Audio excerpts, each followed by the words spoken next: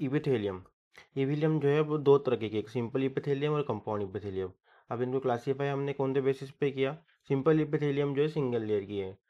अगर इपिथेलियम की single layer है तो वो होगी सिंपल इपिथेलियम, और अगर इपिथेलियम की एक के ऊपर एक के ऊपर एक के ऊपर मल्टीपल लेयर है तो उसको अपन बोलेंगे कंपाउंड इपिथेलियम। अब सिंपल इपिथेलियम में कैसा रहता कि कोई भी सब्सटेंस जो है इसके आर पर जाने में आसानी होती है।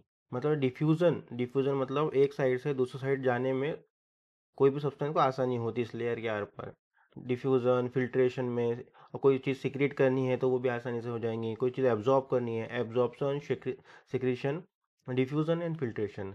और अगर कंपाउंड इपिथेलियम की बात करेंगे तो वो मल्टी लेयर है। मल्टी लेयर है मतलब सिक्रीशन और अगर सिक्रीट करना है कोई चीज़ तो कम से कम 3 लेयर को ये क्रॉस करना पड़ेगा, और कोई चीज़ अगर एब्जॉर्ब करनी है तो 3 लेयर क्रॉस करके अंदर आना पड़ेगा। तो सिक्रीशन और एब्जॉर्प्शन में इसका रोल कम है। ठीक है। इसका मेन रोल है एक तो प्रोटेक्शन, क्योंकि मल्टी लेयर है तो प्रोटेक्शन करने में आसानी होंगी अगेंस्ट केमिकल और मैकेनिकल स्ट्रेस। स्टमक के अंदर इसोफेगस वगैरह में भी यही लाइनिंग है, स्किन पे भी यही लाइनिंग है।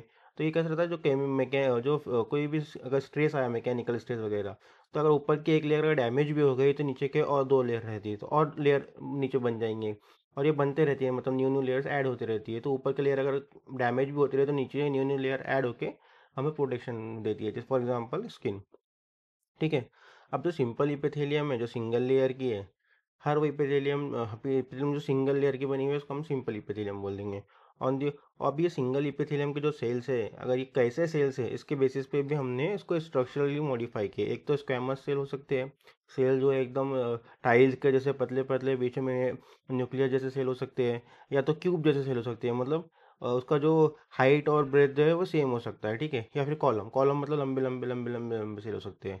सिंपल ही है लेकिन उसके मॉडिफाई है सेल्स के, एक तो चपटे, क्यूब जैसे और कॉलम जैसे हैं। अब जो सिंपल इपिथेलियम है वो फ्लैट रहते हैं, फ्लैट दिख रहे हैं। न्यूक्लियस जो है वो भी फ्लैट है और लोकेटेड इन दी सेंटर, और न्यूक्लियस जो है एकदम सेंटर में लोकेटेड है। क्यूबॉइडल की बात करेंगे तो ये क्यूब के जैसे सेल है, क्यूबॉइड के जैसे सेल है। न्यूक्लियस जो है राउंड है और सेंट्रल में है, और कॉलमनर में टॉल सेल्स है। ठीक है। टॉल सिलेंडर सेल है। न्यूक्लियस जो है ओवल शेप का है और थोड़े बेस वाले पार्ट में, मतलब एकदम सेंटर में नहीं है, थोड़ा सा नीचे है। ठीक है।